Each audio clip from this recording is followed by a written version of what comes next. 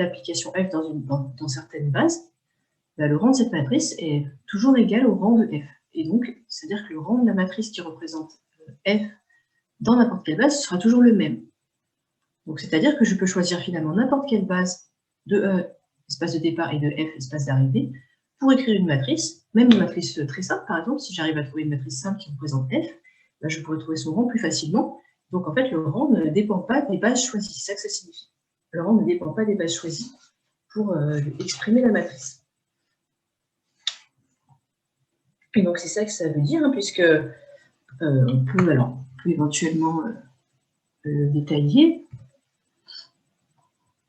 pour que ce soit bien clair ce que c'est que le rang. Voilà. Alors, on peut le détailler ici. Peut-être enlever ça. Voilà. Donc ici, alors, comment le détailler? En fait, rang de f, on va écrire ce que c'est exactement. Rang de f, preuve de ce que je dis dans la propriété 12 ici. Donc, on fixe deux bases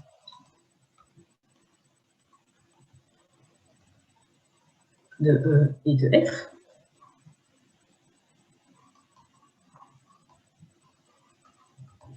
Et donc, je peux écrire la matrice de F relativement aux bases B et B'.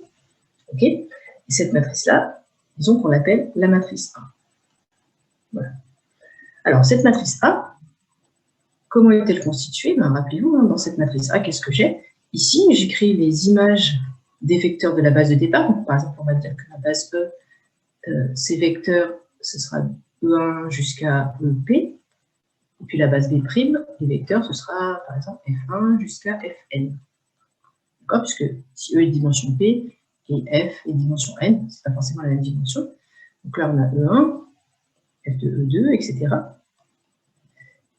Et puis jusqu'à F de EP. Ça, ce sera les colonnes de ma matrice. Et ces colonnes, on va les écrire en fonction des vecteurs F1, etc. jusqu'à Fn. Ça, c'est comment je construis ma matrice. Donc ça veut dire que, si je regarde bien, le rang de la matrice A, bah, c'est le rang des vecteurs colonnes, en fait, F de E1, F de EP. C'est ce qu'on avait défini comme étant le rang de la matrice. Et donc, c'est bien la dimension de l'espace engendré par ces vecteurs colonnes. Puisque le rang d'une famille de vecteurs, hein, c'est la dimension de l'espace engendré par cette famille de vecteurs. On l'avait défini comme ça dans le chapitre sur les espaces vectoriels. Et ça, par définition, c'est exactement la dimension de in de F. Puisqu'on sait qu'une la famille des images des vecteurs de la base de départ, c'est une famille génératrice de in de F. Donc, c'est aussi le rang de F. On voit bien que, quelle que soit la matrice A, finalement, comme je cherche le rang des vecteurs colonnes, bah, il s'agit du rang de F, et donc c'est le même rang pour chaque matrice. Voilà, ça c'est une propriété assez intéressante. Quelles que soient les bases, eh ben, j'obtiendrai toujours une matrice de même rang pour représenter F. Le rang est un invariant de F.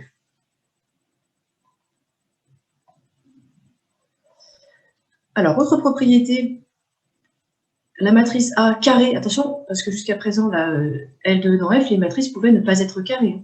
Comme dans l'exemple qu'on avait vu juste avant, l'exemple d'ici, ce n'est pas une matrice carrée, ben, on peut quand même calculer son rang. Alors par contre, dans la propriété 13, si je choisis une matrice carrée, donc cette matrice carrée est inversible si et seulement si elle est de rang n. Donc on avait vu ce que c'était qu'une matrice inversible, hein, c'était une matrice qui possédait une matrice inverse, telle que A fois A-1 égale identité. Eh bien, une matrice est inversible si et seulement si le rang de la matrice est de n. Alors pourquoi? Bah, tout simplement parce qu'une matrice est inversible, on avait vu que ça voulait dire que c'est une matrice d'application bijective, et une matrice d'application bijective, l'image de... Donc, pareil, je peux le détailler aussi ici. C'est peut-être plus facile de le détailler que de le dire à l'oral. Ici.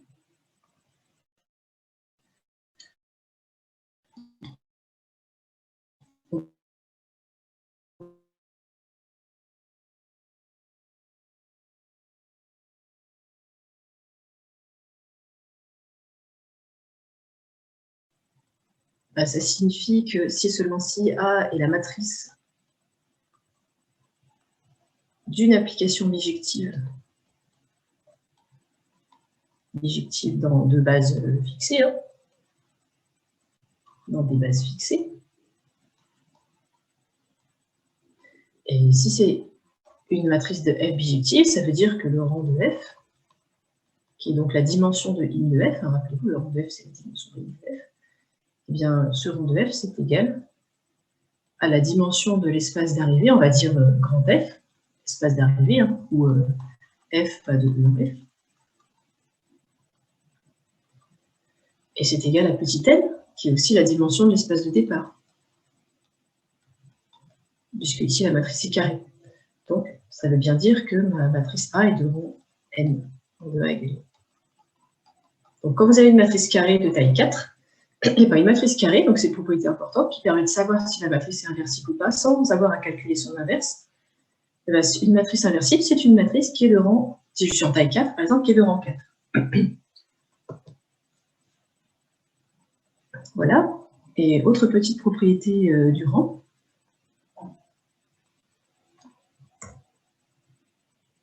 On sait qu'une matrice, donc cette fois-ci qui n'est pas carrée, forcément, donc une matrice qui peut être carrée mais pas forcément, de taille avec n lignes et p colonnes, bien, une matrice qui a n lignes et p colonnes, le rang de cette matrice sera forcément plus petit ou égal au minimum de n et de p.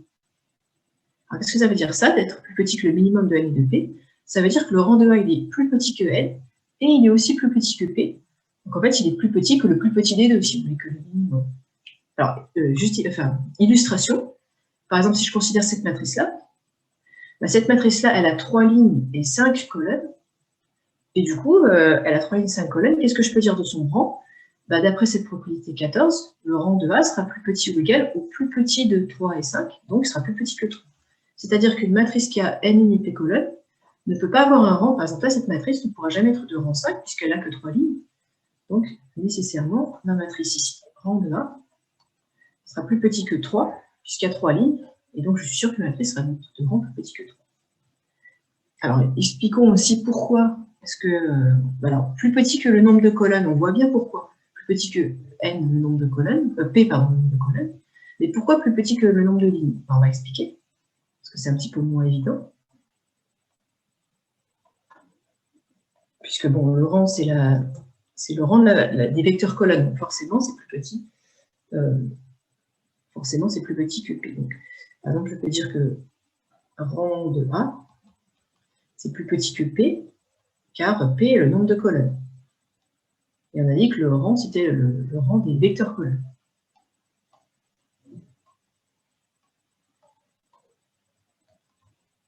Donc forcément, on a ça. Alors après, pourquoi rang est plus petit que N aussi, nombre de lignes? Bah, en fait, si je regarde ma matrice A, si je considère que c'est la matrice d'une application linéaire, encore une fois, avec, disons, dans les bases canoniques, avec F qui va de R, alors on a dit P ligne, N ligne et P colonne, donc ce qui va de RP dans Rn. Alors Rn ligne des bases canoniques, par exemple. On dit que c'est l'application linéaire canoniquement associée à la matrice. Donc si on considère que A est la matrice d'une application linéaire qui va de RP dans Rn ligne des bases canoniques, et bien à ce moment-là, quand je calcule rang de A, bah, c'est le rang de la famille, donc on a déjà eu un f de E1, etc., jusqu'à f de En, parce que j'ai n vecteurs au départ, n vecteurs dans mon espace de départ, donc j'ai n ici, enfin j'ai, plutôt non, j'ai p, qu'est-ce que j'avais dit comme dimension? J'avais dit de RP, non, pardon, j'ai p vecteurs au début. Donc, vu que j'ai p vecteurs au début, c'est forcément de f de 1 jusqu'à f de 2. Donc j'ai p vecteurs ici, c'est une famille de p vecteurs. Donc on a déjà vu ça. Ici, il y a p vecteurs. Mais je vois que cette famille-là, ben, en fait, elle est incluse.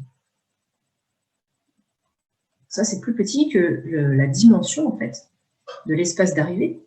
Et l'espace d'arrivée, c'est Rn.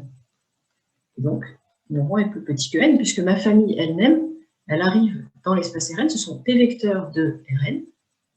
Donc, si j'arrive avec des vecteurs de Rn, ça veut dire que, en gros, ça c'est le rang de F, et le rang de F il est plus petit que la dimension de l'espace d'arrivée qui est N. Donc, on voit que le rang est à la fois plus petit que P et aussi plus petit que N. Mais, Madame Oui. Oui. Pardon, vas-y. En fait, c'est juste que tout à l'heure, dans la propriété 12, on avait dit que le rang de A, c'était la dimension de IM de F. Oui, c'est vrai. En fait, j'aurais pu juste dire ça, effectivement. Alors, du coup, là, on aurait pu dire que le rang de A, c'était N. Alors, oui, non, parce qu'en fait, IM de F a une dimension plus petite que N. Parce que IM de F est inclus dans Rn, mais il n'est pas forcément égal, sauf si l'application est surjective. Donc, on aurait pu dire que c'est plus petit, mais pas forcément. J'aurais pu tout simplement me contenter de dire ça. Effectivement, que le rang de A, c'est la dimension de IM de F qui est plus petite que N, c'est vrai. Et Tom, tu avais une question? Enfin, je ne sais plus qui c'était. Oui, j'avais une petite question, c'était, est-ce que vous pouvez expliquer pourquoi le rang de A est inférieur au nombre de colonnes? Oui, parce qu'en fait, ça vient de la définition du rang qui dit que le rang d'une matrice, c'est le rang des vecteurs colonnes. Donc, en gros, tu as P vecteurs colonnes, et du coup, comme tu as P vecteurs, tu ne pourras pas avoir un rang plus grand que P, puisqu'il n'y aura que P vecteurs dans la famille, si tu veux. Par exemple, ici, si je reviens sur l'exemple, si je reviens sur cet exemple, en fait, cette matrice-là, elle a 5 lignes, pardon, elle a 3 lignes et 5 colonnes. Du coup, comme c'est une famille qui a 5 vecteurs, la 5 vecteurs, c'est une famille qui est de rang plus petit ou égal à 5, parce que le rang ne peut pas être plus supérieur au nombre de vecteurs de la famille. Mais aussi, je vois que mes vecteurs, ils sont dans R3, parce que mes vecteurs, ils ont 3 coordonnées. Et comme ils sont tous dans R3, la famille de 5 vecteurs colonnes, qui sont tous des vecteurs de R3, je suis limitée par la dimension 3, qui est aussi la dimension de l'espace vectoriel dans lequel sont mes vecteurs colonnes. Donc, c'est à la fois limité par le nombre de vecteurs que j'ai, c'est-à-dire 5, et dans quel espace sont mes vecteurs, c'est-à-dire R3. Donc, en gros, finalement, le rang, il sera plus petit que 3. Ok, d'accord, merci beaucoup. Voilà. Donc, ça, c'était pour expliquer un petit peu sur les propriétés sur les rangs d'une matrice. Et donc, on va finir le paragraphe, le chapitre matrice avec les formules de changement de base pour les matrices. Alors, ça, c'est une propriété qui, généralement, on va dire, est un petit peu, enfin, passe assez mal. C'est-à-dire qu'il y a pas mal de notations, d'explications, etc. Donc, essayez de bien suivre. Parce que c'est plutôt quelque chose qui est un petit peu obscur et difficile à suivre. Donc, je vais essayer de faire de mon mieux pour bien expliquer. Mais bon, voilà, suivez bien. Mais pour le coup, c'est quelque chose d'assez utile. C'est utilisé dans pas mal d'autres disciplines. Donc, le principe, c'est, on a expliqué, on a une application linéaire, F. On a une application linéaire, F, par exemple, qui va de E dans F. Et puis, l'espace E, on le munit d'une base B. Et l'espace F, on le munit d'une base B'. Le principe, c'est de se dire, mon application F, je peux lui donner une matrice exprimée dans la base B et dans les bases B et B'. Cette matrice, elle est ce qu'elle est. Mais peut-être que si j'avais choisi d'autres bases, ma matrice aurait été plus simple. Et quand je dis plus simple, ça veut dire avec plus de zéros dedans. Par exemple, une matrice diagonale. Par exemple, une matrice triangulaire. Est-ce que je peux trouver des bases dans lesquelles la matrice de F est diagonale ou triangulaire? À ce moment-là, c'est beaucoup plus facile de faire des calculs sur cette matrice, si elle est diagonale ou triangulaire. Donc la question, c'est comment je fais, connaissant la matrice d'une application linéaire, pour trouver la matrice par rapport à certaines bases, pour trouver la matrice de la même application linéaire, mais relativement à d'autres bases. La question, c'est ça. Les formules de changement de base, ça va être, j'ai mon application linéaire dans les bases B, B', je voudrais la voir dans des bases C et C', dans d'autres bases. Comment je fais pour réussir à la retrouver en changeant de base? Donc, on avait déjà fait des exemples qui montraient que ce n'était pas toujours facile. On va en essayer d'en dire plus. Donc, au niveau des notations, on va d'abord expliquer ce que c'est qu'une matrice de passage d'une base vers une autre. Alors, ce qu'on appelle, attention, c'est une définition, ce qu'on appelle matrice de passage de B à B', où B et B' sont ici, pour le coup, des bases du même espace. Attention, ici, je prends deux bases dans le même espace. B, un espace vectoriel E. Et donc, je prends deux bases. Alors, ça veut dire qu'elles ont forcément le même nombre d'éléments. Vous voyez que vous avez n éléments pour la base B et n pour la base B'. C'est normal, puisque c'est des bases d'un même espace qui a une dimension n. Eh bien, ce qu'on appelle la matrice de passage de B à B', on la note B' entre crochets avec un petit b en dessous, ou passe de B flèche B'. Mais bon, nous, on va prendre plutôt cette notation-là, qui est plus facile à manipuler, parce qu'on a l'habitude avec les crochets, donc au début, on écrit comme ça. Donc, c'est une matrice carrée dont les colonnes sont les coordonnées des vecteurs de B' dans la base B. Alors, explication, ça veut dire que B' écrit dans B, B' entre crochets, on va dire B' écrit dans B. Et bien, qu'est-ce que je fais? Je prends les vecteurs de B', ici, E'1, etc., jusqu'à E'N, et je trouve leurs coordonnées dans la base B, c'est-à-dire E1, En. Et donc, j'écris dans une matrice ces coordonnées, et j'appelle ça la matrice de passage. Alors, vous remarquerez que c'est la nouvelle base écrite dans l'ancienne base, la matrice de passage. C'est donc une convention qu'on a choisie, c'est-à-dire que pour passer de B à B', on a choisi d'appeler la matrice de passage de B à B' écrit dans B, et pas l'inverse. Nouvelle base écrite dans l'ancienne base. On aurait pu faire l'inverse, mais non. La convention, c'est celle-ci, c'est une nouvelle base écrite dans l'ancienne base. Alors, petite remarque qui va nous servir dans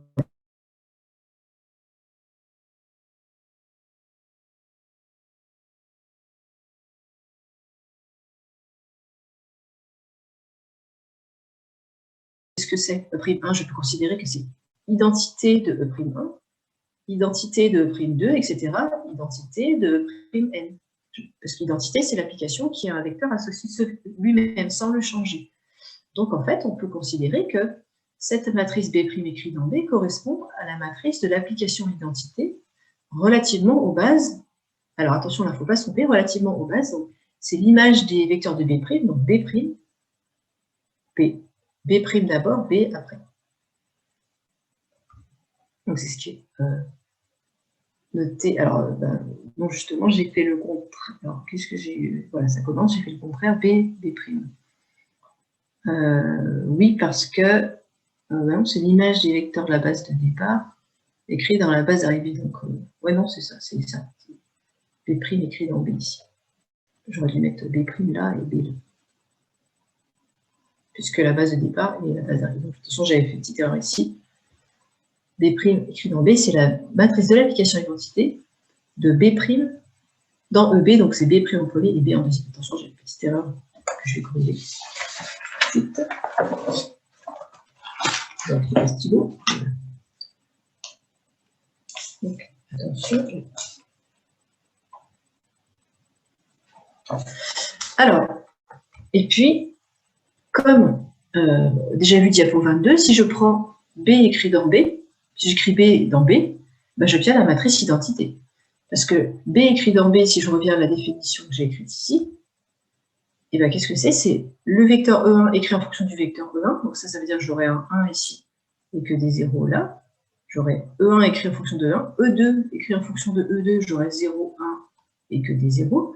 Parce que E2, c'est une fois E2. Donc j'obtiens juste des 1 sur la diagonale finalement et des 0 partout ailleurs. Donc si je considère la matrice B écrite dans la base B, c'est la matrice identité. On peut déjà remarquer ça. Alors, quelques propriétés de ces matrices de passage. Propriété 15, par exemple, ici. La matrice de passage B' écrite dans B est une matrice inversible. Pourquoi c'est une matrice inversible? Eh bien, exactement à cause du fait que c'est la matrice de l'application identité, qui est une application bijective. Donc, vu que c'est une matrice, rappelez-vous ce qu'on avait dit sur les applications linéaires. Une application linéaire est bijective si l'image d'une base est une base. Comme vous écrivez une base B' écrite par rapport à la base B, vous passez bien de la base B' à la base B. Vous transformez une base en une autre base, donc vous avez affaire à une application bijective. Donc c'est une matrice, la matrice de passage est une matrice forcément inversible. Et de plus, on peut remarquer que l'inverse de cette matrice de passage, c'est la matrice B écrite dans B'. Oui, étant donné que si vous écrivez en fait votre matrice dans l'autre base, si je regarde un petit peu la propriété 15 ici, on va la détailler. Voilà.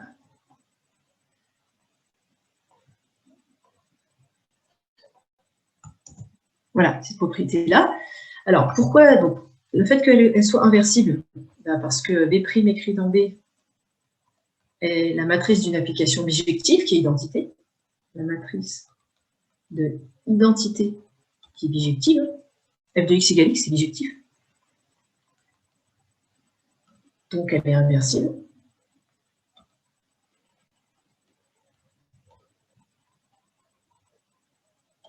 Et puis, l'autre point, bah, pourquoi son inverse, l'inverse de B' écrit dans B, c'est B écrit dans B'.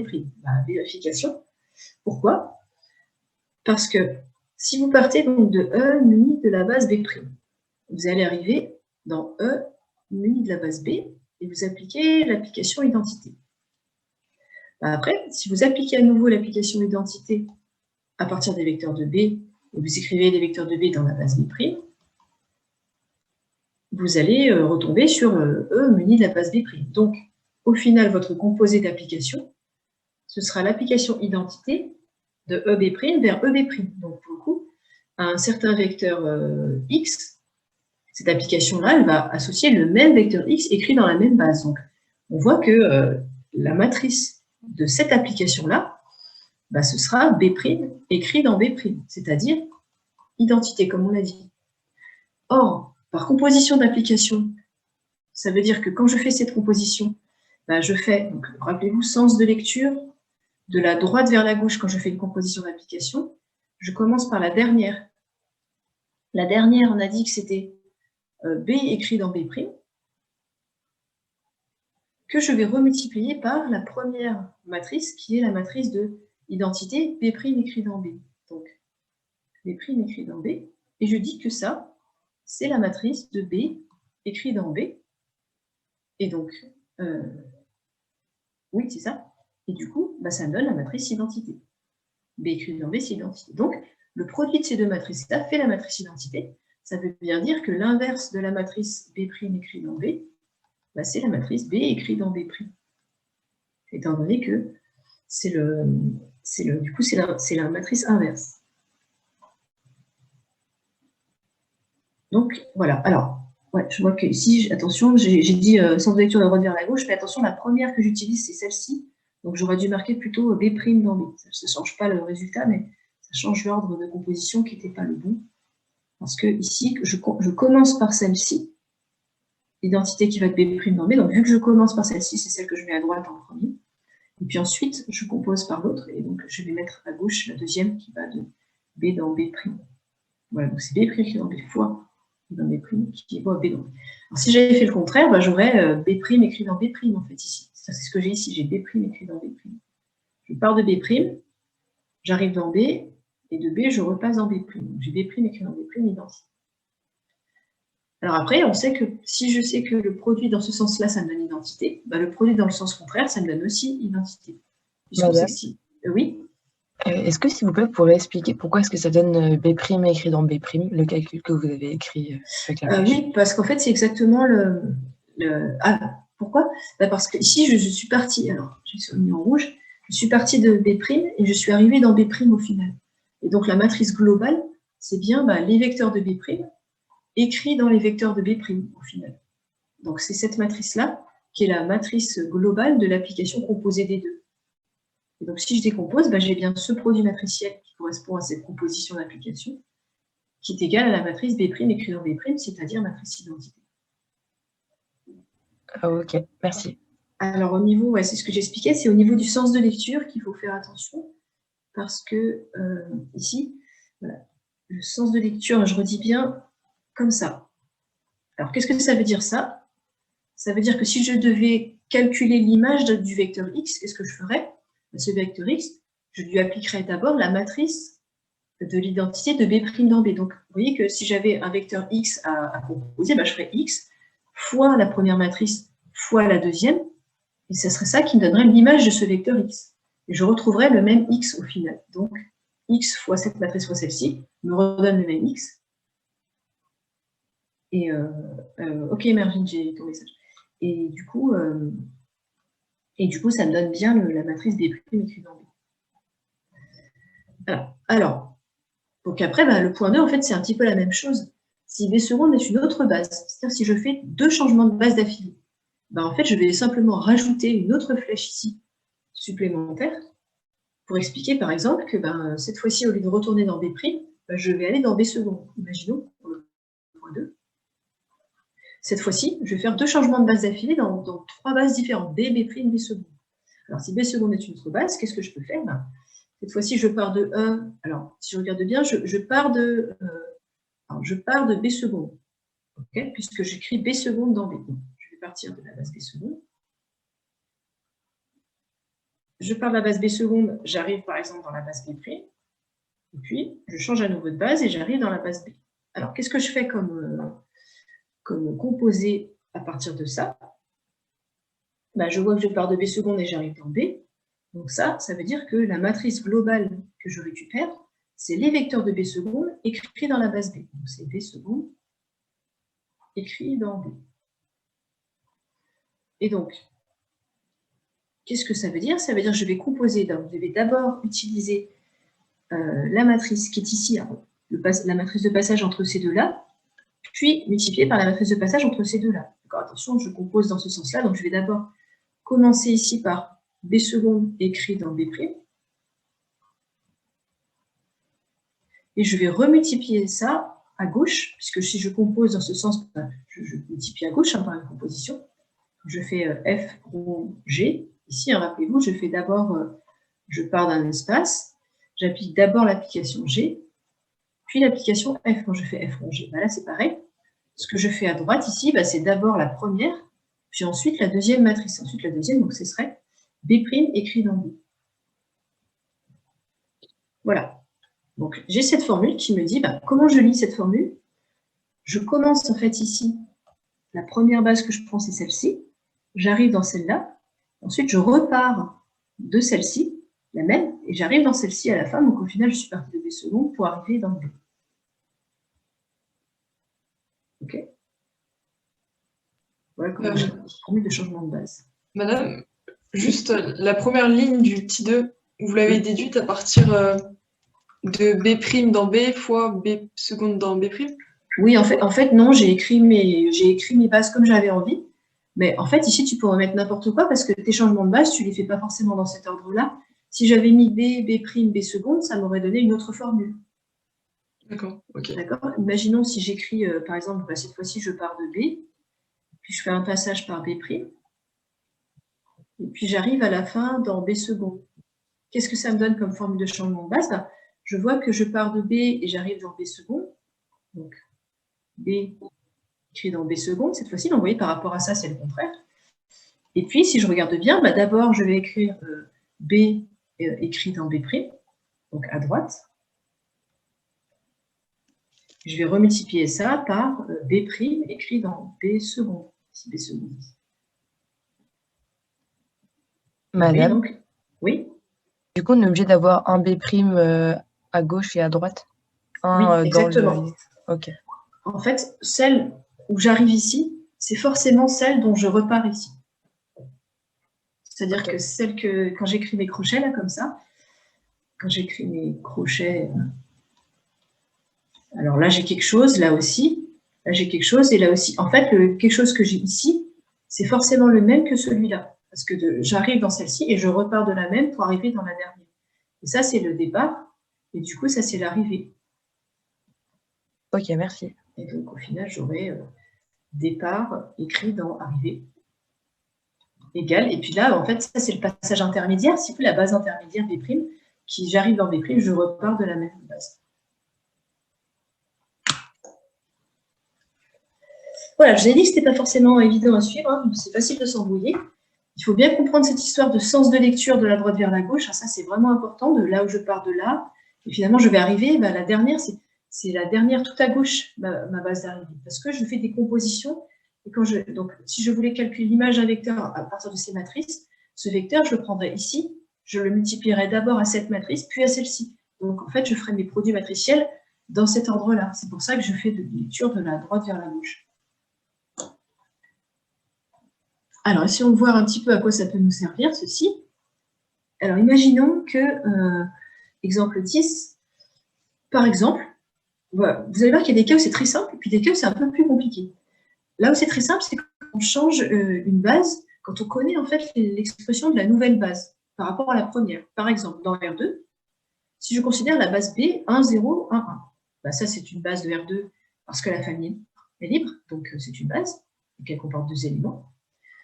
Et si je considère la base B', 2, 0, 0, moins 1, donc ça aussi c'est une base de R2 parce que c'est aussi une famille libre, donc B et B' sont deux bases de R2. bah, je vais écrire B' écrit dans B. Ben, cette matrice, ça va être 2, 0, 1, moins 1. Pourquoi? Explication. Alors, explication. Du petit exemple. Alors, pour l'explication, ben, en fait, il suffit de se rappeler qu'est-ce que ça veut dire B' écrit dans B. Ça veut dire que je vais écrire les deux vecteurs de la base B', je vais les appeler par B'1, B'2. Il faut que j'écrive ça en fonction de B1, B2. Ou disons que bah, B1, ce sera lui, B2, ce sera lui. Et B'1, ce sera lui, B'2, ce sera lui. Bah, donc, comment je fais ça? Bah, je vois que le vecteur B1, qu'est-ce que c'est? C'est le vecteur 1, 0. Bah, B'1, par exemple, qu'est-ce que c'est? C'est le vecteur 2, 0. Donc, je vois que c'est 2 fois le vecteur 1, 0. Donc, je vois que c'est 2 fois le vecteur B1. Et quand j'ai écrit ça, j'ai écrit B'1 en fonction de B1. Donc, ici, je sais que j'ai 2 fois le vecteur B1 plus 0 fois le vecteur B2. En gros, ça signifie que qu'est-ce que j'ai écrit dans cette matrice-là? J'ai écrit les coordonnées de chacun des vecteurs de la nouvelle base écrites par rapport au vecteur de l'ancienne base. Donc, j'ai écrit, en fait, il faut que je trouve une combinaison linéaire de B'1. Il faut que j'écris B'1 comme petit a fois B1 plus petit b fois B2, si vous voulez. Et si j'arrive à faire ça, bah, petit a et petit b vont être dans la matrice de passage. Et du coup, si j'essaie avec B'2, B'2, qu'est-ce que c'est? Faisons en colonne, ce sera peut-être plus visible. B'2, c'est le vecteur 0, moins 1. Donc, il faut que je le décompose comme étant quelque chose fois le vecteur B1 plus quelque chose fois le vecteur B2. Et c'est quelque chose en question, bah, ce seront ces coordonnées-là de B' écrit par rapport à la base B, en fait, que j'écrirai dans la matrice ici. Donc, il faut que je trouve le vecteur 0, moins 1.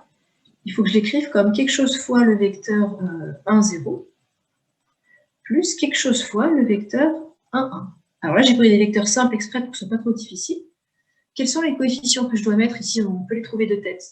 Sinon, il faudrait résoudre un système. Mais là, on peut les trouver de tête. Qu'est-ce que vous en pensez?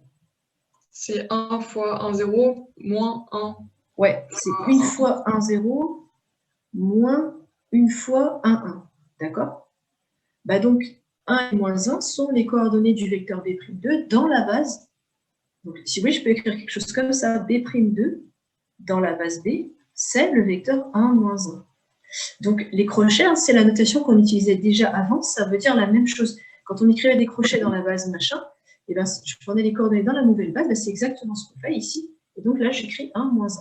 Vous voyez qu'ici, ma matrice de passage, elle a été assez facile à trouver. Bah, déjà parce qu'il n'y a pas beaucoup de vecteurs et puis parce que j'ai pris des vecteurs simples. Mais ça aurait pu être beaucoup plus difficile à trouver si j'avais pris des vecteurs compliqués, parce qu'il aurait fallu résoudre un système pour écrire un vecteur en fonction des autres. Vous voyez que la matrice de passage, c'est tout simplement la matrice des coordonnées de la nouvelle base écrite dans l'ancienne base. C'est exactement la définition de la matrice de passage. Ok, donc là, voilà, ça m'a permis de déterminer mes vecteurs de la matrice, enfin les coordonnées dans la matrice de passage. Voilà. Alors, écrire, exemple, alors faisons avec des bases de polynômes, parce que c'est vrai que des bases de R2, c'est compliqué, dans le sens où il y a toujours un peu la base canonique qui transparaît là, quand on écrit les bases de R2 ou de R3. Voyons ce qui se passe si jamais on récupère des polynômes cette fois-ci. Écrire les matrices de passage de la base canonique de R2 de X vers la base B', qui est cette base qui est proposée ici. Alors, si je regarde bien, B', elle est constituée de 3 polynômes, 1 moins 3x, 4 moins 2x plus x carré, et 7. Ces 3 polynômes sont échelonnés en degrés. B', elle est échelonnée en degrés, parce qu'il y a un polynôme de degré 1, degré 2, degré 0. Donc, c'est bien une base...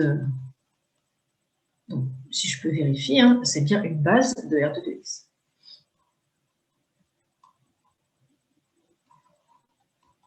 D'ailleurs, vous avez en fait un moyen de savoir si... Ça vous donne une autre méthode pour savoir si vous avez bien une base. Parce que si vous écrivez les coordonnées de la famille B' dans la base canonique et que la matrice obtenue n'est pas une matrice inversée, eh bien c'est que votre famille B' n'était pas une base, c'est une famille liée à ce moment-là. Donc, voyons ici, qu'est-ce qui se passe? Ben, écrire la matrice de passage de la base canonique vers la base B'. Alors, la base canonique, on va l'appeler base canon. Voilà, c'est plus simple. Alors là, dites-moi s'il faut que j'écrive plutôt B' dans canot ou plutôt canot dans B'. Quelle est la matrice que je cherche ici? De la base canonique vers la base B'. Qu'est-ce que c'est?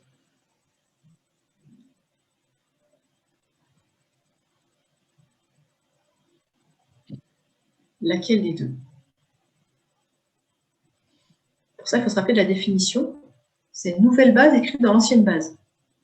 Donc, la première. Ouais. Donc, moi, je ne cherche pas celle-ci, je cherche celle-ci. B' écrite dans la base canonique. Et du coup, ça, c'est très facile, parce que B' écrit dans la base canonique, ben, en fait, c'est tout simplement les coordonnées des polynômes dans la base canonique. Donc, vu que j'écris par rapport à la base canonique, si ça avait été le contraire, ça aurait été beaucoup plus dur à trouver.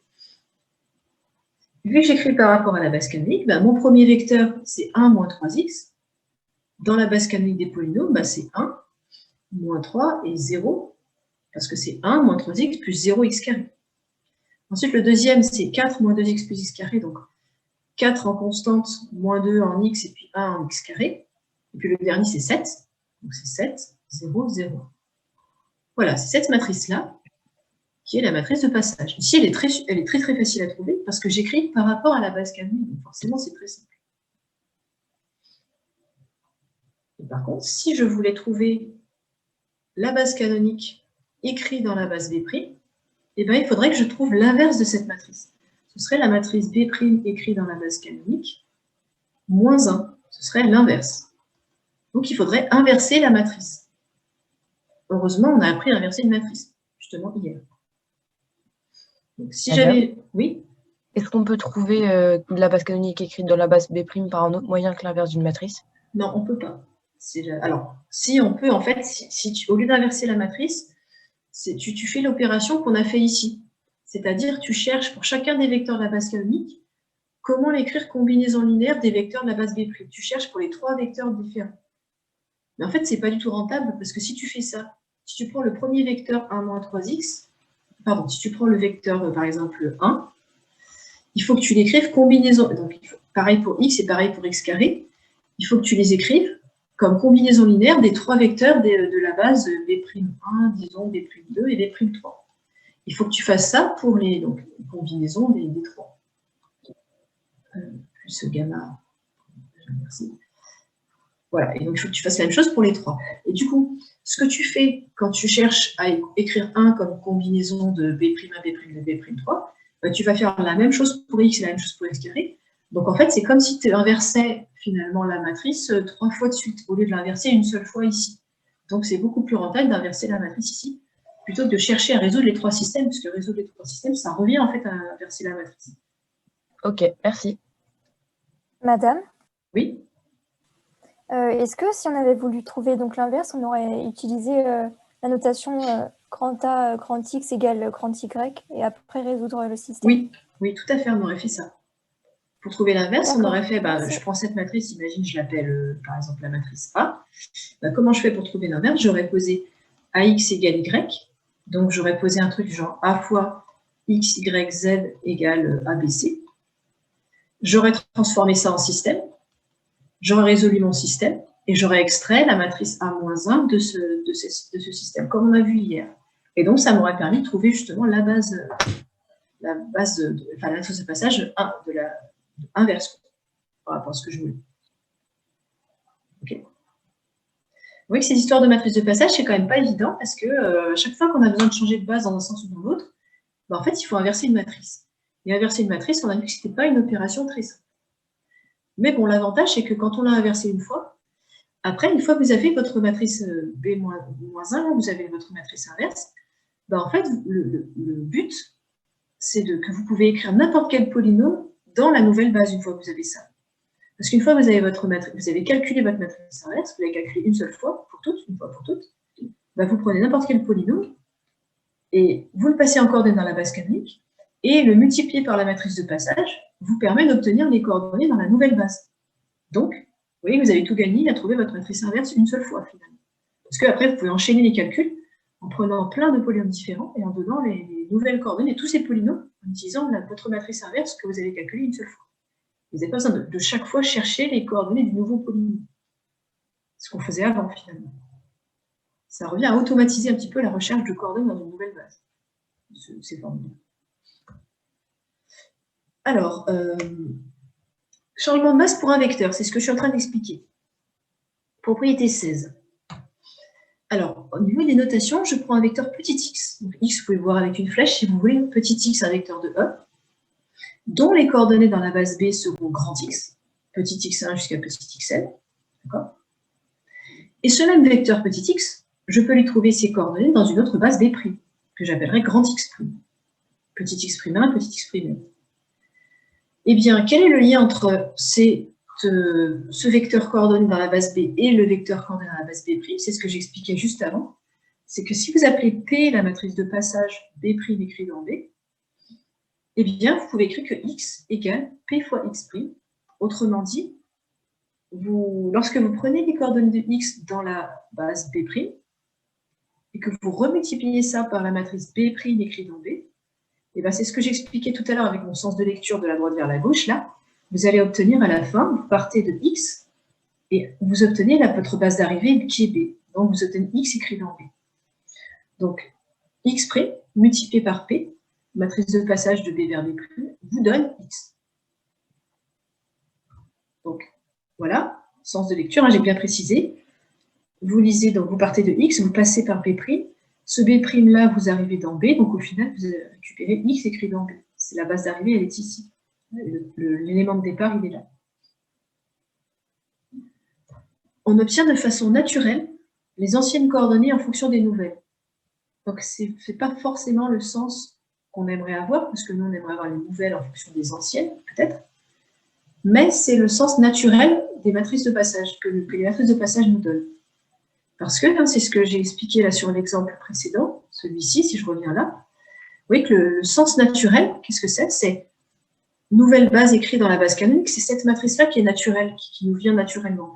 Si je veux le contraire, il faut que j'inverse une matrice, donc c'est moins facile. Donc, ce qu'on a ici, en fait, c'est qu'on obtient l'écriture dans l'ancienne base, finalement, de manière naturelle. Ici, j'ai besoin de la matrice inverse pour obtenir les coordonnées dans la nouvelle base. Donc, c'est ce que j'ai marqué en dessous. Si on veut le contraire ici, on doit calculer P-1. Parce que si vous avez x égale Px', et bien quand vous remultipliez à gauche par P-1 cette égalité, vous allez obtenir que P-1 fois x égale P-1 fois P fois x', c'est-à-dire x'. Donc, x égale Px', c'est pareil que x' égale P-1 fois x, en remultipliant par P-1 cette égalité. Ok, donc si je veux les nouvelles en fonction des anciennes, il me faut la matrice de passage inverse, P-1. Il faut que je calcule cette matrice-là. Une fois que je l'ai calculée, après, je peux calculer toutes les coordonnées de tous les vecteurs que je veux. Alors, petit exemple. Mettons-nous dans R3 pour voir un petit peu mieux ce qui se passe. Voilà, 3 dimension 3. On imagine, on admet que la famille B' que je vous ai proposée ici est une base, d'accord? Sinon, pour le montrer en échelon, etc. On admet que ce soit bien une base. Je prends le vecteur 1, 2, 3. Attention, ce vecteur 1, 2, 3, quand je dis 1, 2, 3, c'est 1, 2, 3 dans la base canonique. Donc, grand X égale 1, 2, 3. Ce sont les coordonnées de ce vecteur petit x dans la base canonique C. Je l'ai appelé C ici, la base canonique. C comme canonique. Puis, je vais appeler grand X' les coordonnées du vecteur x, donc le même vecteur, dans une autre base. Petit dessin d'ailleurs. Quand je prends un vecteur de l'espace, ce vecteur, il a une existence propre, si vous voulez. Quand je dis que ce vecteur, c'est le vecteur 1, 2, 3, c'est le vecteur 1, 2, 3 par rapport à ma base canonique JK, si vous voulez. Mais ce vecteur, si je change de base, je prends une base différente, c'est toujours le même vecteur, mais il aura d'autres coordonnées dans la nouvelle base, c'est normal. Mais ce vecteur, c'est toujours le même, il n'a pas bougé. Il n'y a que ces coordonnées qui changent, parce que j'ai changé la base de référence qui me permet de lui trouver des coordonnées. Donc il faut voir ça comme ça, c'est toujours le même objet, c'est toujours le même x que j'ai ici, et là, c'est le même, mais ces coordonnées vont changer parce qu'on change la référence qui nous permet de lui donner des coordonnées. On change la base de référence. Okay. Alors, donc, une fois qu'on a mis en place les notations, moi, ce qui m'intéresse ici, c'est de calculer les nouvelles coordonnées x'. Pour ça, je dispose de quelle matrice de passage? Quelle est la matrice naturelle? C'est B' écrit dans la base canonique, c'est-à-dire 1, 1, 0.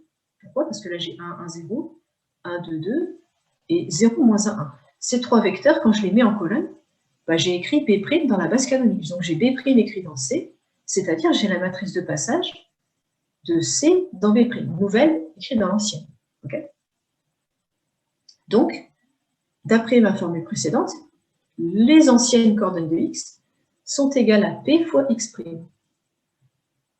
C'est-à-dire, je peux le réécrire comme ça, ancienne coordonnée, qu'est-ce que c'est? C'est x écrit dans la base canonique, égale matrice de passage B' écrit dans C, multiplié par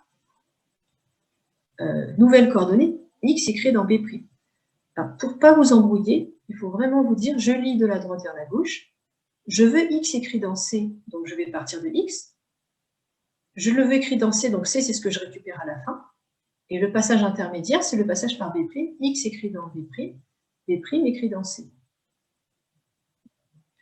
Donc, une fois que j'ai écrit ma formule, je vais traduire ça en système pour trouver les coordonnées. Donc, qu'est-ce que je fais? J'écris 1, 2, 3, c'est les coordonnées de x dans la base canonique, égale, et je fais mon produit matriciel entre B' écrit dans C fois x écrit dans B'. Donc, qu'est-ce que je fais ici? Je prends cette matrice et je la multiplie par x', y', z', qui est le vecteur grand X'. Donc, je fais exactement P fois x'. P fois x' va me donner, donc si vous regardez le produit matriciel, 1, 1, 0 fois x', y plus z', ça me fait x' plus y'. Donc là, je fais mon produit matriciel. J'obtiens un système. Ce système, je le résous. Et en fait, quand je résous le système, c'est pareil que si j'inversais la matrice. Donc, au lieu de mettre 1, 2, 3 ici, si j'avais mis ABC, en fait, j'aurais obtenu P-1, qui m'aurait directement permis de trouver les coordonnées de n'importe quel autre vecteur, finalement. Pas forcément que du vecteur 1, 2, 3. Donc, vous voyez que le calcul que je fais une fois ici, pour résoudre le système avec le vecteur 1, 2, 3, je mets le vecteur ABC à la place. À la fin, j'obtiens la matrice inverse, mais cette matrice inverse, je peux l'utiliser pour trouver les coordonnées de n'importe quel vecteur, pas seulement du vecteur 1, 2, 3. Donc voilà, je résume mon système, je trouve moins 13, 4 tiers, 1 tiers, par exemple, et ça, c'est les coordonnées du nouveau vecteur. Mais si vous voulez, ça, on le faisait déjà avant. Par exemple, dans l'interro, vous aviez une question qui était donner des coordonnées dans telle base. C'est exactement le calcul qu'on faisait avant sans parler de matrice de passage. Le fait de parler de matrice de passage permet simplement d'automatiser le truc. Et finalement, c'est intéressant quand vous avez plusieurs vecteurs dont il faut donner des coordonnées dans la nouvelle base. C'est intéressant d'avoir cette matrice inverse P-1 qui permet de donner les coordonnées de plein de vecteurs. Tous les vecteurs dans la nouvelle base. Pas seulement d'un seul vecteur. Madame? Oui. Du coup, ce que vous faites là, c'est comme ce qu'on faisait avec la matrice identité pour trouver la matrice inverse d'une autre? Ou pas? Oui, enfin, c'est pas vraiment la matrice identité, mais oui, c'est comme quand on faisait le calcul d'inverse, exactement. Sauf qu'au lieu d'avoir 1, 2, 3, j'écrivais ABC. Mais oui, c'est exactement le même calcul, tout à fait. Ok, et où est-ce qu'on mettait la matrice identité dans notre calcul? On ne la mettait pas, en fait. Si je reviens un peu en arrière, là, sur l'histoire d'inversion de matrice, avant Laurent, c'était ici. Voilà. Dans la méthode, voilà, c'est là. En fait, je ne mettais pas la matrice identité. Je disais, je partais de y égale à x. Si je voulais inverser la matrice A, je partais de y égale à x, et puis je résolvais ce système et j'obtenais x égale à moins 1 y. Si tu regardes l'exemple qui est ici, tu vois que en fait, tu n'utilises pas la matrice identité. Tu prends la matrice A, tu la multiplies par x, y, z, tu dis que c'est égal à ABC. En fait, c'est exactement ce qu'on fait, sauf que nous, notre matrice A, c'est une matrice de passage. C'est un cas particulier, en fait, de cet exemple-là. Et puis, le ABC, nous, c'était 1, 2, 3, ici. Parce qu'on voulait trouver les coordonnées du vecteur 1, 2, 3. Mais si vous voulez trouver les nouvelles coordonnées de ABC, c'est exactement pareil. Ce que vous obtenez ici, ces relations-là, en fait, c'est les nouvelles coordonnées du vecteur x, y, z dans la base constituée des vecteurs de la matrice A qui est ici. Ok, merci beaucoup. Alors, donc là, on a vu à peu près l'essentiel. Voilà, le petit exemple qui était ici.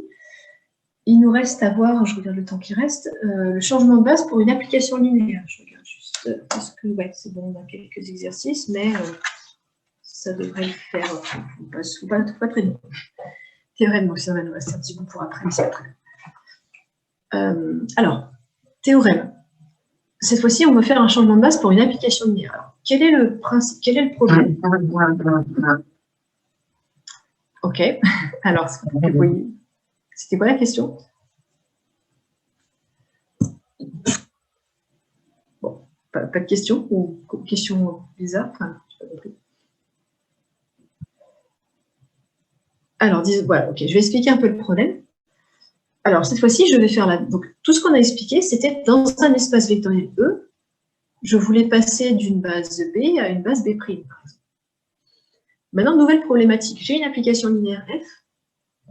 J'ai deux espaces vectoriels, du coup, au départ et à l'arrivée, E et F.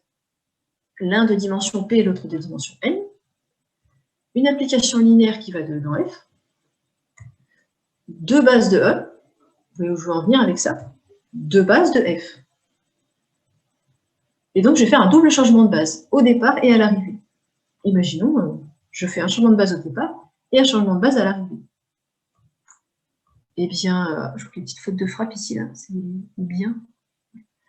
On peut considérer la matrice A, qui est la matrice de F écrite par rapport aux bases BC, ou bien la matrice A', qui est la matrice de F écrite par rapport aux bases B'C'.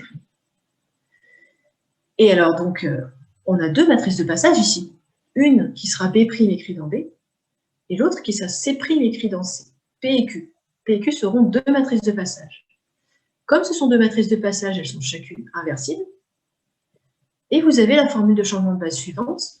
A', qu'est-ce que c'est? Donc la nouvelle matrice de F écrite dans B' par rapport à C'. Eh bien, vous partez de l'ancienne matrice F, BC. Et puis, alors n'oubliez pas, sens de lecture de la droite vers la gauche. Donc, ce que je fais ici, c'est ce qui se passe au départ. Et ce que je fais ici, c'est ce qui se passe à l'arrivée. Parce que c'est ici que c'est à droite que je vais placer les vecteurs dont je veux calculer l'image. Donc, si je veux faire un changement de base au départ, il faut que je multiplie ici par la matrice de passage avant de passer à l'image. Donc, je fais ici une multiplication par B' écrit dans B, qui est donc mon changement de base au départ. B' écrit dans B. Je vois que ma matrice F, elle calcule les images des vecteurs de la base B dans la base C. Et ces vecteurs de la base C, eux-mêmes, je les réécris dans C'. Donc, au final, j'obtiens bien F qui part de B' départ et qui arrive dans C' ici à l'arrivée. B', C'. Donc, si j'enlève mes grabouillis, ici, je reprends. Si je veux trouver F, B', C', ben je pars de F, BC, qui est celle que je connais a priori. Moi, je connais par exemple BC, et les nouvelles bases, c'est B', C'. À droite, je lui multiplie le changement de base de départ. À gauche, je lui multiplie le changement de base à l'arrivée. Parce que ce que je fais à droite, c'est ce qui se passe avant le calcul d'image, et ce qui se passe à gauche, c'est ce qui se passe une fois que j'ai calculé les images après. Donc, dans l'espace vectoriel F ici. Ici, c'est ce qui se passe dans E. Ici, F, elle me permet de passer de E dans F. Et ici, c'est ce qui se passe dans F à l'arrivée. OK? Madame, et ce double changement de base, ça va nous servir à quoi? Ça va nous servir à plein de choses. Tu vas voir vraiment, le principe, c'est ce que j'expliquais au début. Imaginons, j'ai une application F qui est un peu compliquée, des polynômes et tout ça. J'ai trouvé sa matrice, mais sa matrice, elle est compliquée. J'ai besoin d'avoir la matrice pour faire des calculs d'images, des choses comme ça sur mes vecteurs. Mais ma matrice est trop compliquée. Donc, je trouve des nouvelles bases dans lesquelles la matrice est très simple. Par exemple, imagine elle est diagonale, cette matrice, les calculs sont beaucoup plus faciles avec une matrice diagonale. Eh bien, je fais un changement de base pour me mettre dans des bases où la matrice est diagonale. Je fais tous mes calculs avec cette matrice diagonale. Et je reviens dans l'ancienne base grâce à mes changements de base inverses, par exemple. C'est une façon de voir les choses. Alors, je fais peut-être juste le petit dessin, un petit dessin qui vous résume ça. Voilà, ce petit dessin, il est là. Comment je peux le faire? Je vais le faire directement sur l'autre document. Ici. Donc, pour illustrer le théorème 1, je vais juste faire le petit dessin suivant. Donc, vous partez de E muni de la base B', et vous arrivez dans F muni de la base C', et vous appliquez l'application F. Ben, qu'est-ce que vous faites? Vous faites ici ça, en fait. Et si vous voulez aller de F qui part de E dans B et de F dans C, vous voyez que si vous voulez utiliser l'application F qui va de E muni de la base B dans F muni de la base C, ben vous avez un changement de base ici, un changement de base ici. Et donc, si vous regardez la matrice de F B', virgule C', donc vous cherchez la matrice qui est ici, ben ça revient à faire ce chemin-là. Donc, attention, la première que vous utilisez, la deuxième, la troisième. La première, vous l'écrivez tout à droite, la deuxième au milieu, la troisième tout à gauche, dans le sens de lecture, dans le sens de composition, à droite vers la gauche. La première que vous utilisez, c'est ce que vous faites à gauche, puis milieu, puis à droite, pardon, puis milieu, puis gauche. Donc, qu'est-ce que j'écris? Ben, j'écris ici, nouvelle base écrite dans l'ancienne base, ben, ce sera B' écrit dans B, que je vais remultiplier par la matrice de F de B qui me fait passer à C. Et enfin, je remultiplie numéro 3 par la matrice de donc nouvelle dans l'ancienne, C' dans C. Et donc, je vois qu'il s'agit de, si je dis que ça c'est la matrice C' écrite dans C, c'est la matrice P, par exemple. Comment je l'avais appelée cette matrice? Je la vérifie. Je l'avais appelée Q, pardon. Donc ça c'est Q-1. Ça c'est ma matrice A, et ça c'est P. Donc, A', c'est Q-1 AP. Q-1 étant C' écrit dans C, et puis P étant B', zut, excusez-moi, c'est C écrit dans C', j'ai fait une petite bêtise. Parce que, pardon, comme je fais, c'est ancienne, enfin, oui, c'est ça, c'est C écrit dans C'. B' écrit dans B, oui, c'est ça, C écrit dans C', pardon. Donc, c'est bien Q-1 et pas Q. Parce que Q, ça serait C' écrit dans C. Donc, c'est Q-1 AP. Et même pour le 3, oui. C', c'est bien la nouvelle base. Oui, mais en fait, c'est la base, c'est la, comment dire, quand tu fais ton application linéaire, ici, le numéro 3, qu'est-ce que c'est? C'est identité. Et identité, elle prend les vecteurs de départ, sa matrice, c'est les vecteurs de départ, l'image des vecteurs de départ écrit dans la base d'arrivée. Donc, en fait, c'est une matrice d'application linéaire, c'est-à-dire l'image des vecteurs de départ écrit dans la base d'arrivée. Pareil pour celle-ci, je prends, ça c'est identité qui va de B' dans B, donc c'est l'image des vecteurs de la base de départ écrit dans la base d'arrivée. Donc en fait, c'est la matrice de passage P, alors que ça c'est la matrice de passage Q-1, puisque c'est Q, ce serait C' écrit dans C, nouvelle écrit dans l'ancienne. Là, c'est le contraire. Donc, si vous ne voulez pas vous embrouiller, le mieux, c'est pas d'essayer de retenir le schéma ou quoi, c'est vraiment de comprendre le sens de lecture, de comprendre que si je veux B' ici, si je veux avoir B' au départ, bah, il faut que je le prenne ici, dans le crochet, le tout premier crochet. Et si je veux C' à l'arrivée, il faut que je le retrouve ici, vraiment dans la base d'arrivée, c'est-à-dire le dernier crochet tout en bas, c'est mon arrivée. En fait. Et après, j'ai des passages intermédiaires. Arrivé dans B, je repars de B, je vais dans C, et puis de C, j'arrive dans C'.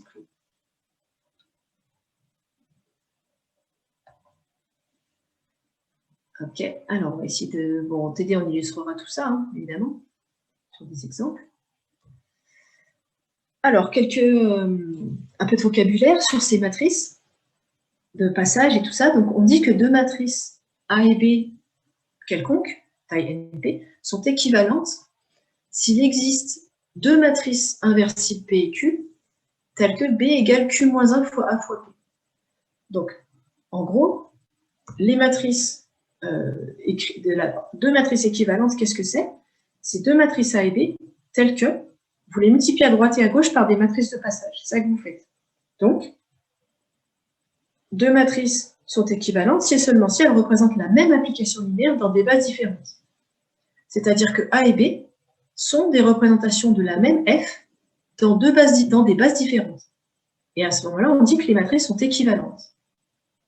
Alors, quel intérêt à ça? C'est que, en fait, deux matrices sont équivalentes si et seulement si elles ont le même rang, ces matrices-là.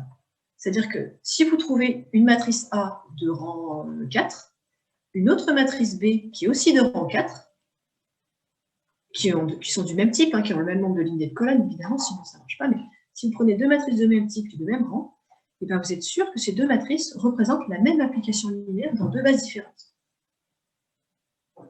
Voilà. Alors l'idée de ça, je ne vais pas détailler la preuve, mais l'idée c'est de montrer que, en fait, si une matrice est de rang n, elle est équivalente forcément à la matrice qui aurait que des 1 sur la diagonale, que des 0 partout ailleurs, de montrer qu'en fait A et B sont équivalentes toutes les deux à cette matrice avec des 1, avec un nombre de 1 sur la diagonale égal au rang. Et en fait, c'est possible de construire des matrices de passage qui nous amènent à cette matrice-là, et du coup, ça prouve que les deux matrices A et B, qui sont toutes les deux équivalentes à cette même troisième matrice, sont équivalentes entre elles. Donc, des matrices qui ont le même rang, ce sont en fait des matrices qui représentent la même application linéaire dans deux bases différentes. C'est quand même assez fort comme propriété. Prenez deux matrices au hasard, vous mettez les chiffres que vous voulez dedans. Si elles ont le même rang, elles représentent la même application linéaire dans deux bases différentes. Alors, le cas particulier des endomorphismes, et ce sera, je crois, notre dernière partie, parce que si je regarde bien, ouais, après, il reste des petites bricoles, mais vraiment pas trop fort rien, c'est la dernière grosse partie du chapitre. Alors, cas particulier des endomorphismes. Qu'est-ce que ça signifie, des endomorphismes?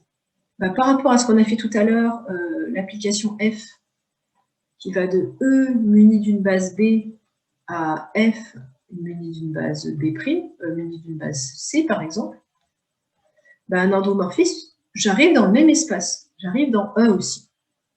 Donc, en fait, je peux prendre la même base à l'arrivée.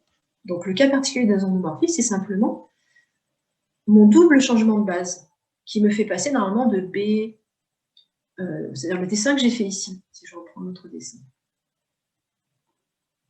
qui est là.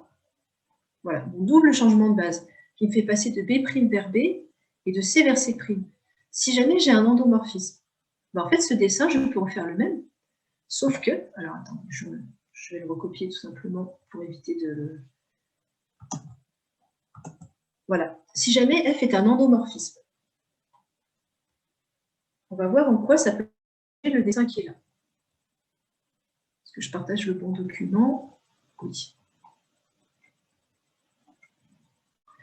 Alors, endomorphisme, qu'est-ce que ça va changer? Je vais mettre les modifications, disons, en violet, là. Qu'est-ce que ça change? Au lieu d'avoir EB', FC', là, j'ai que EB'. J'ai le même espace, je peux garder la même base. Donc, au lieu d'avoir FC, là, j'aurai EB. Donc, tout simplement, en fait, j'ai un changement de base en moins, entre guillemets, parce que je vais garder la même base au départ qu'à l'arrivée, comme j'ai affaire à un endomorphisme. Et du coup, mon changement de base, il intervient où? Une fois ici pour aller de B' dans B, puis une fois ici pour repasser de B dans B'. Mais c'est les mêmes B et B'. Au lieu d'avoir C et C' en plus, j'ai juste B et B' et B et B' encore. Donc ma formule qui va s'écrire matrice de F, je cherche la matrice de F relativement à la base B', mais j'ai écrit une seule fois parce que c'est la même base départ et arrivée.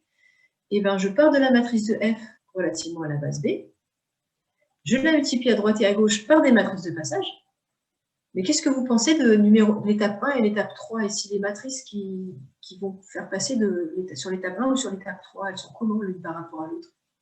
Si vous avez compris ce que j'ai raconté depuis le début. Elles sont inverses? Elles sont inverses, exactement. C'est-à-dire que là, j'aurais, alors c'est l'étape 1, j'aurais B' dans B. Ok, B' dans B. F, elle me fait rester dans B, puisque c'est un endomorphisme, donc je suis dans la même base B, départ arrivé. Et puis de B, je vais repasser dans B'. Je vois que ça, c'est B' écrit dans B, moins 1, c'est l'inverse, en fait. Donc ma formule, elle va s'écrire A' égale, P moins 1 A fois P. Elle va s'écrire comme ça. Et P et P-1 sont inverses l'une de l'autre parce que c'est le même changement de base au départ et à l'arrivée, mais inversé, si vous voulez. Donc, au lieu de Q-1 à P, j'ai P-1 à P avec le même P. Donc, c'est ça que ça me fait gagner. Ça me fait gagner simplement une étape quand j'ai affaire à des endomorphismes et que je garde les mêmes bases. Donc, voilà, c'est ce que j'ai écrit ici. On note... du coup, je ne sais jamais si je partage aussi ces bons trucs, ça va. On note donc une matrice comme ça. Donc, A', c'est P-1 à P. Et donc, effectivement, une matrice inverse. Alors, dans le cas des endomorphismes, on va dire que deux matrices carrées, puisque des matrices d'endomorphisme, c'est des matrices carrées, des matrices de taille n, sont semblables s'il existe une matrice inversible telle que B égale P-1 AP. Et donc, les matrices semblables, deux matrices carrées sont semblables si et seulement si elles représentent le même endomorphisme dans deux bases différentes. Donc, des matrices semblables, c'est deux matrices du même endomorphisme dans deux bases différentes. Deux matrices semblables sont équivalentes, donc elles ont le même rang. Donc pour les endomorphismes, deux matrices semblables sont équivalentes. Par contre, attention réciproque fausse, deux matrices qui ont le même rang sont équivalentes, mais ne sont pas forcément semblables. C'est-à-dire deux matrices qui ont le même rang ne sont pas forcément des matrices d'endomorphisme, donc elles ne sont pas forcément semblables. Voilà, on termine avec l'exercice d'application, exercice 11, exercice d'application.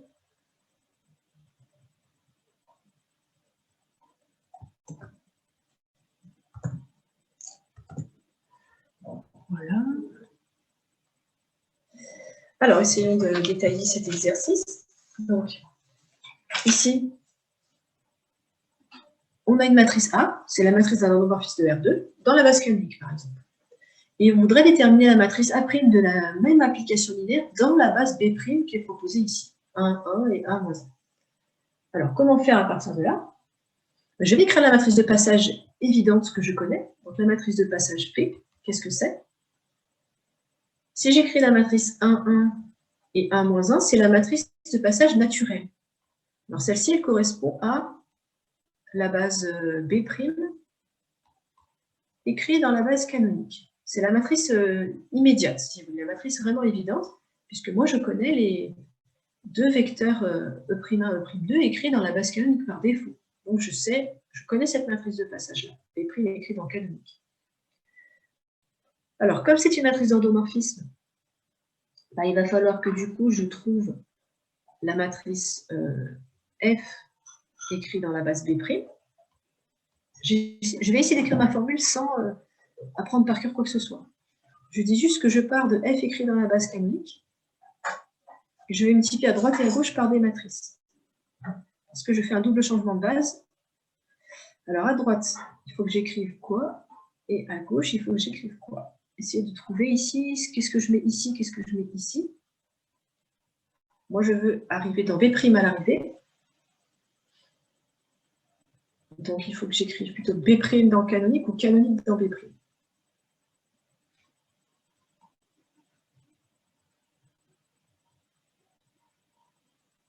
Vu que F, elle me fait passer de la base canonique vers la base canonique, il faut que j'écrive ici B' dans canonique.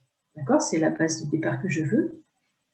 Puis, sens de lecture comme celui-ci, F, canonique vers canonique. Et de canonique, je repasse à B'.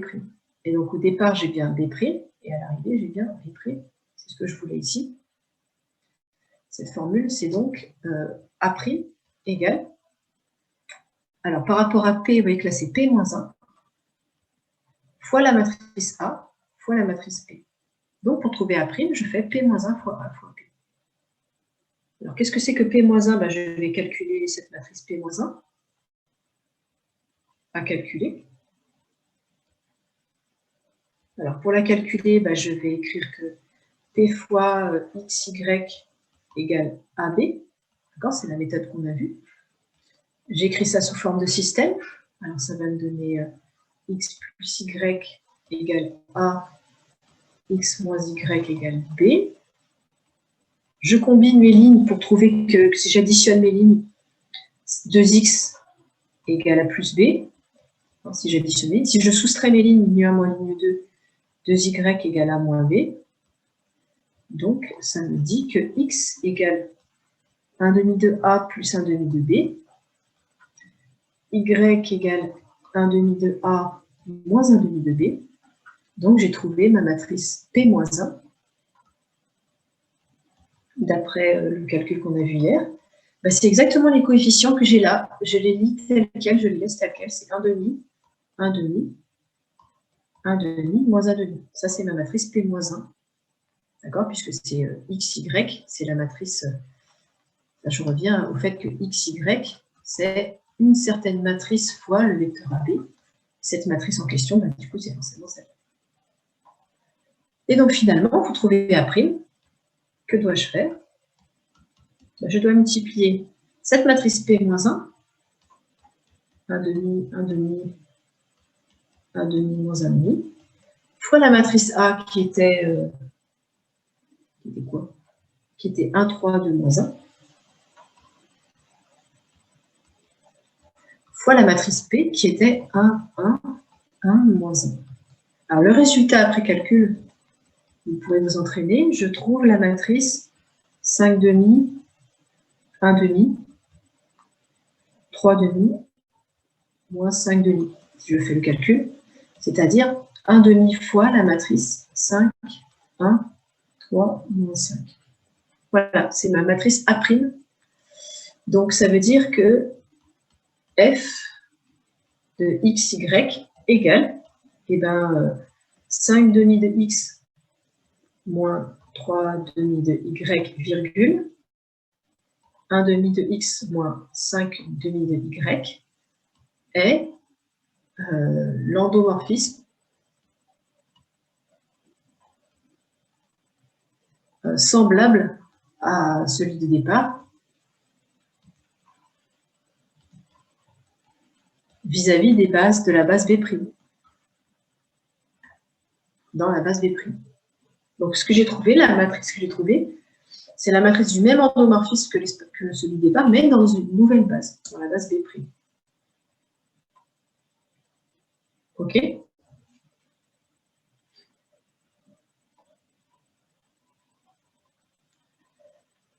Alors, je regarde ce qui me reste.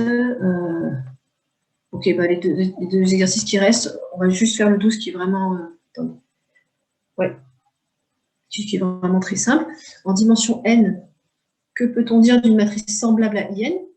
Bah, une matrice semblable à IN, ça veut dire que ma matrice, elle s'écrit P-1 fois IN fois P, si elle est semblable à IN. Et donc, si elle s'écrit P-1 fois IN fois P, elle s'écrit P-1 fois P, c'est-à-dire IN. Donc, en fait, une matrice semblable à la matrice identité, c'est forcément la matrice identité. Il n'y a pas d'autre matrice que la matrice identité qui soit semblable à cette matrice-là. C'est forcément la matrice identité.